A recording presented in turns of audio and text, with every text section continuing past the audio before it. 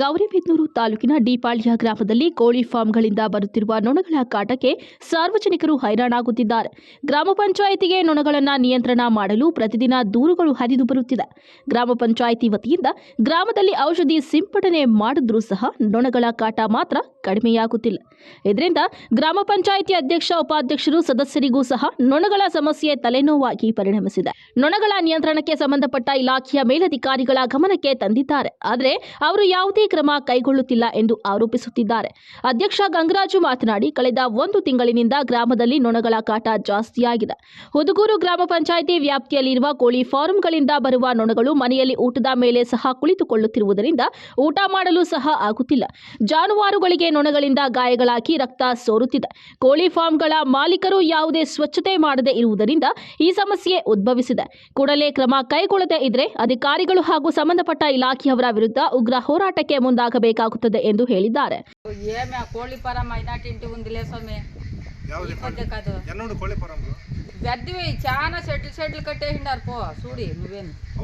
అయ్యో చూస్తే భయంకరంగా పడిపోతావు నువ్వేను. తినే తోడేమన్నా వస్తుందా ఈగలు? అవి వస్తావు స్వామి. అతను సంగటి తినే బుద్ధి లేదు దీనిలా. వాళ్ళు అతని జొన్న నిడిపిస్తూ ఉంటారు. వాళ్ళు తడుపుకుండా చాలు. వాళ్ళు ఊరికే నీళ్లు పడితే చాలు. అంత భోజనం తింటా ఉంటే అన్నీ వచ్చింటుండే తేనీగలు వచ్చినట్ల. అయ్యో మా అప్ప ఇంట్లో వచ్చి తింటారు సంగటి. ಇಲ್ಲೇನೋ ನಮ್ಗೆ ಅಧಿಕಾರ ಕೊಟ್ಟಿದ್ದಾರೆ ಅಂದರೆ ನಾವು ಸಾರ್ವಜನಿಕರಿಗೆ ನಮ್ಮ ಕೈಲಾದಷ್ಟು ಅವೆಲ್ಲ ಮಾಡ್ತೀವಿ ಅನ್ನೋದು ನಮ್ಮ ಕೈಲಾದಷ್ಟು ಸಹಾಯ ಮಾಡಬೇಕು. ಸರ್,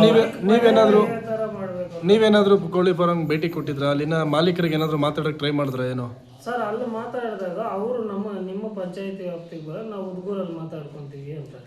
ಹಾಗಾದ್ರೆ ಹುಡುಗರು ಪಂಚಾಯತಿಗೆ ತಮ್ಮ ಪಂಚಾಯತಿಯಿಂದ ಲೆಟರ್ ಏನಾದರೂ ಕೊಟ್ಟು ಏನಾದರೂ ಅಧಿಕಾರಿಗಳ ಗಮನಕ್ಕೆ ತಂದಿದ್ರಾ? ನಮ್ಮ ಅಭಿವೃದ್ಧಿ ಅಧಿಕಾರಿಗಳು ಸುಮಾರು ಸರಿ ಅಧಿಕಾರಿಗಳಿಗೆಲ್ಲ ನಾವು ಮಾಹಿತಿ ಕೊಟ್ಟಿವಿ. ಅದೆಲ್ಲ ಸ್ವಲ್ಪ ಅವ್ರ ಗಮನಕ್ಕೆ ಹಾಕಿದ್ದೀರಾ ನೀವು? ನಮ್ಮ ಸ್ನೇಹಿತರು ನಾವು ಬೇರೆ ಥರ ಹೋದ್ರೆ ಅದು ರಾಜಕೀಯ ಸೃಷ್ಟಿ ಮಾಡ್ತಾರೆ. ಏನಕ್ಕೆ ಹೋಗಿದ್ದಾರೆ ಅದು ಇದು ಅಂತ. ಅದರಿಂದ ನಾವು ಏನಿದ್ರು ಅಧಿಕಾರಿಗಳ ಮುಖಾಂತರ ನಾವು ಹೋಗ್ಬೇಕು ಅಂತೇಳಿ ಅವ್ರಿಗೆ ಲೆಟರ್ ಮಾಡೋಕ್ಕೆ ಕೇಳಿದ್ವಿ.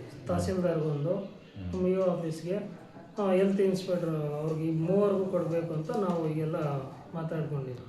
ಈ ಸಾರ್ವಜನಿಕರಿಗೆ ಈ ನೊಣ ಕಡಿಮೆ ಆಗೋದಕ್ಕೆ ನೀವು ಯಾವ ಥರ ಕ್ರಮ ತಗೊಳ್ಳೋಕೆ ಹೇಳ್ತೀರಾ ಏನು ಅಂತ? ಈಗ ನಾವು ನಮ್ಮ ಮಟ್ಟದಲ್ಲಿ, ಪಂಚಾಯತಿ ಮಟ್ಟದಲ್ಲಿ ಅದಕ್ಕೇನು ಮೆಡಿಸಿನ್ ಬರುತ್ತೋ ಅದನ್ನು ಸ್ಪ್ರೇ ಮಾಡಿಸೋಣ ಅಂತ ನಾವು ಒಂದು ಡಿಸಿಷನ್ ತಗೊಂಡಿದ್ವಿ. ಅದು ಮುಂದಿನದೇ ಇನ್ನೂ ಕಡಿಮೆ ಆಗೋದಕ್ಕೆ ಪ್ರಶ್ನೆಗಳಲ್ಲಿ ಕೋಳಿ ಫಾರ್ಮ್ ನಾವು ತಹಸೀಲ್ದಾರ್ಗೂ ಅವ್ರಿಗೂ ಇದು ಮಾಡಿ ಸ್ವಲ್ಪ ಸ್ಟ್ರೈಕ್ ಮಾಡ್ತೀವಿ. ಯಾಕಂದರೆ ಮೇಜರ್ ಈಗ ಜನ ಏನೋ ಹಿಂಗೆ ಅಂದ್ಕೊಂಡು ಏನೋ ಒಂದು ವಿಶೇಷ ಆಗುತ್ತೆ. ದನ ಕರುಗಳಂತೂ ಪಾಪ ರಕ್ತಗಳು ಕಾಡ್ತಾ ಇದ್ದಾರೆ. ನಾವು ಸುಮಾರು ನೋಡ್ಕೊಂಡು ಬಂದ್ವಿ. ಏನಿದೆ ಎಲ್ಲ ಗಾಯಗಳಾಗಿ ಹೋಗ್ಬಿಟ್ಟಿದ್ದಾರೆ. ಬೊಚ್ಚರಹಳ್ಳಿ ಹತ್ರ ಒಂದಿದೆ, ಆಮೇಲೆ ಒದ್ದನಹಳ್ಳಿ ಸರ್ಕಲಲ್ಲಿ ಒಂದಿದೆ, 2 ಇದ್ದಾವೆ. ಇನ್ನು ಸಣ್ಣ ಇಲ್ಲೊಂದು, ಅದು ನಮ್ಮ ಸರ್ವೆ ನಂಬರು ಅಟ್ಯಾಚ್ ನಮ್ಮ ಊರಿಗೆ ಹತ್ರ ಹುದುಗೂರು ಪಂಚಾಯತಿಗೆ ಸೇರ್ತಕ್ಕಂಥ ಕೋಳಿ ಫಾರಮ್ಗಳು ನಮ್ಮ ಡಿಪಾಳ್ಯಕ್ಕೆ ಹತ್ರ, ಹುದುಗೂರಿಗೆ ದೂರ. ಅದೇನು ಮಾಡ್ತಾರೆ, ಆ ಪಂಚಾಯತಿ ಅವರು ಬಂದು ಅಲ್ಲೇನು ಆಕ್ಷನ್ ತಗೊಳ್ತಾ ಇಲ್ಲ. ನಾವು ಎಷ್ಟು ಸರಿ ಆಕ್ಷನ್ ತಗೊಳ್ಳೋಕೆ ಹೇಳಕ್ಕೆ ಹೋದ್ರೆ ನಮ್ಮ ಗಮನಕ್ಕೆ ನಮ್ದೇನು ಇಲ್ವಲ್ಲ ಅಥಾರಿಟಿಯಲ್ಲಿ. ಅಲ್ಲಿಗೆ ಹೆಲ್ತ್ನವ್ರು ಇದ್ದಾರೆ. ಹೆಲ್ತ್ನವ್ರಾದ್ರೂ ಏನು ತಗೊಳ್ತಾ ಇಲ್ಲ. ಅವ್ರ ಹತ್ರ ಏನು ಕಮಿಟ್ಮೆಂಟ್ ಆಗಿದ್ದಾರೋ, ಹೆಲ್ತ್ನವರೇ ಆಗಿದ್ದಾರೋ ಇಲ್ಲ ತಾಲೂಕಿನ ಆಡಳಿತ ಅಧಿಕಾರಿಗಳು ಏನು ಮಾಡ್ತಾಯಿರೋ ಅಂತ ಗೊತ್ತಿಲ್ಲ ನಮಗೆ. ಸುಮಾರು ಸಲ ನಮ್ಮ ಇ.ಒ. ಸಾಹೇಬ್ರ ಗಮನಕ್ಕೆ ಮೌಖಿಕವಾಗಿ ಫೋನಲ್ಲಿ ನಮ್ಮ ಸದಸ್ಯರು, ಒಬ್ಬರು ನಮ್ಮ ಸ್ನೇಹಿತರು ಫೋನ್ ಮಾಡಿ ತಿಳಿಸಿದ್ರು. ಅವರೂ ಗಮನ ತಗೊಳ್ತಾ ಇಲ್ಲ. ಈ ಹೆಲ್ತ್ನವ್ರೂ ಇದ್ರ ಬಗ್ಗೆ ಕೇರೆ ಮಾಡ್ತಾ ಇಲ್ಲ. ಆ ಹೆಲ್ತ್ ಏನು ಇದೋ ಇಲ್ವೋ ಅಂತ ನಮಗೆ ಅರ್ಥ ಆಗ್ತಾ ಇಲ್ಲ. KP Samirachari, MMTV news, Gauribidanur.